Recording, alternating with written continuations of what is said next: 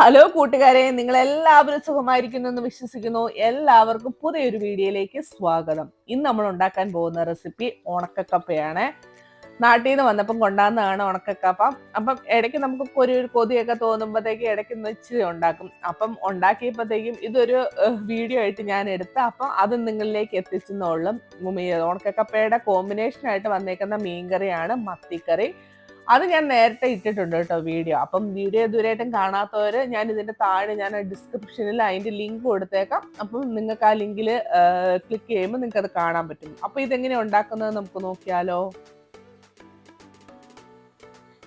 അതിനായി കുറച്ച് ഉണക്കക്കപ്പ എടുത്തിട്ടുണ്ട്. അത് 2-3 മണിക്കൂർ വെള്ളത്തിൽ സോക്ക് ചെയ്ത് വെച്ചതാണ്. അതിനുശേഷമാണ് ഇനി നമുക്ക് സ്റ്റൗ ഓൺ ആക്കി നമുക്കിതൊന്ന് വേവിച്ചെടുക്കാം. അത് കുക്കാകുന്ന സമയം കൊണ്ട് നമുക്ക് അതിനുള്ള അരപ്പൊന്ന് റെഡിയാക്കാവേ. അരപ്പിനായിട്ട് 1 ടേബിൾ സ്പൂൺ പെരുംജീരകമാണ് എടുത്തേക്കുന്നത്, 1 തണ്ട് കറിവേപ്പില, 4 കാന്താരി മുളക്, 1/2 ടീസ്പൂൺ മഞ്ഞൾപ്പൊടി, 6 വെളുത്തുള്ളി, 10ഓളം ചെറിയുള്ളി എടുത്തിട്ടുണ്ട്. അത് ചെറിയുള്ളി ആയതുകൊണ്ടാണ്. നിങ്ങൾ എടുക്കുന്നതിന് വലിപ്പം ഉണ്ടെങ്കിൽ അത്ര എടുക്കണ്ട. പിന്നെ ഒരു 1/2 കപ്പ് തേങ്ങ വേണം ചിരകിയത്. ഇനി നമ്മൾ മിക്സിയുടെ ചെറിയ ജാർ എടുത്തതിന് ശേഷം എടുത്തു വെച്ചിരിക്കുന്ന ഈ അരപ്പിന്റെ എല്ലാ സാധനങ്ങളും നമ്മൾ ആ മിക്സിയുടെ ജാറിലേക്ക് മാറ്റുകയാണ്.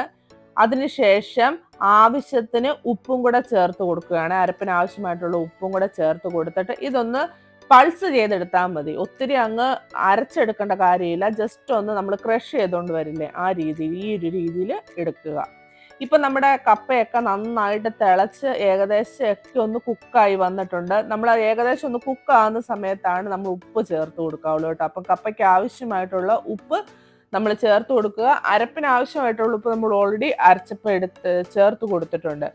ഇനി ലേശം മഞ്ഞൾപ്പൊടിയും കൂടെ ചേർത്ത് കൊടുക്കുന്നുണ്ട്. ഏകദേശം ഒരു 1/4 ടീസ്പൂണോളം മഞ്ഞൾപ്പൊടിയും കൂടെ നമ്മൾ ആ കപ്പയിലേക്ക് ഒന്ന് ചേർത്തിട്ട് അതും കൂടെ ഒന്ന് ചേർത്ത് നന്നായിട്ടൊന്ന് മിക്സ് ചെയ്തിട്ട് ഒരു 2-3 മിനിറ്റ് ഒന്നും കൂടെ നമുക്കൊന്ന് തിളപ്പിച്ചെടുക്കാവേ.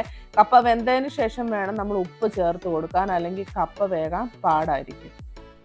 ഇപ്പം കപ്പ നന്നായിട്ട് വെന്ത് വന്നിട്ടുണ്ട് കേട്ടോ. ഇനി നമുക്ക് സ്റ്റൗവിന്റെ ഫ്ലെയിം ഓഫ് ചെയ്തിട്ട് ഇതുപോലെ ഒരു അരിപ്പയിലേക്ക് നമുക്ക് ആ കപ്പയൊന്ന് ഊറ്റിയെടുക്കാവേ. ഇനി നമ്മൾ ആ കപ്പയിലേക്ക് നേരത്തെ അരച്ച് വെച്ചിരിക്കുന്ന തേങ്ങയുടെ അരപ്പില്ലേ, അത് അതിന്റെ മേലയിലോട്ട് ഇതുപോലെ അങ്ങ് ചേർത്ത് കൊടുക്കുകയാണ്. എന്നിട്ട് നമ്മൾ മിക്സ് കഴുകിയ വെള്ളമില്ലേ, ഏകദേശം ഒരു 1/4 കപ്പ് വെള്ളം കാണും, അതും കൂടെ നമ്മൾ ആ കപ്പയിലേക്ക് ഒന്ന് ഒഴിച്ചു കൊടുക്കുന്നുണ്ട്. കൂടെ 1 ടേബിൾ സ്പൂണോളം വെളിച്ചെണ്ണ ചേർത്ത് കൊടുക്കുന്നുണ്ട്. അതുപോലെ തന്നെ 1 തണ്ട് കറിവേപ്പിലയും കൂടെ ചേർത്ത് കൊടുക്കുന്നുണ്ട്. എന്നിട്ട് ഇതുപോലത്തെ ഒരു മൂടി വെച്ച് നമുക്ക് മൂടി ലോ ഫ്ലെയിമിൽ ഇച്ചിരി നേരം ഒന്ന് ആവി കയറ്റിയെടുക്കാവേ. ഇപ്പൊ നന്നായിട്ട് ആവി കയറി വന്നിട്ടുണ്ട്. ഇനി നമുക്ക് സ്റ്റൗവിന്റെ ഫ്ലെയിം ഓഫ് ചെയ്തേക്കാവേ. എന്നിട്ട് നമുക്ക് ഇതുപോലെ ഒരു തവി വെച്ച് ഇതുപോലെ നന്നായിട്ടൊന്ന് മിക്സ് ചെയ്തെടുത്താൽ മതിയേ. ഇപ്പൊ അത് നന്നായിട്ട് മിക്സ് ചെയ്തെടുത്തിട്ടുണ്ട്. ഇപ്പൊ നമ്മുടെ അടിപൊളി കപ്പ പുഴുക്ക് റെഡി ആയി കേട്ടോ. അപ്പൊ വീഡിയോ എല്ലാവർക്കും ഇഷ്ടപ്പെട്ടെങ്കിൽ എല്ലാവരും ഒന്ന് ട്രൈ ചെയ്യണേ. ട്രൈ ചെയ്തതിന് ശേഷം നിങ്ങളുടെ ഫീഡ്ബാക്ക് അറിയിക്കാൻ മറക്കരുത്. ആദ്യമായിട്ടാണ് ചാനൽ കാണുന്നതെങ്കിൽ ഒന്ന് ലൈക്ക് ഇടിച്ച് കാണണേ. കൂടുതൽ സബ്സ്ക്രൈബ് ചെയ്യാൻ മറക്കരുത്. അപ്പോൾ ഇതുപോലത്തെ അടിപൊളി വീഡിയോസുമായി നമുക്ക് വീണ്ടും കാണാം. അതുവരെ എല്ലാവർക്കും നന്ദി, നമസ്കാരം, ബൈ.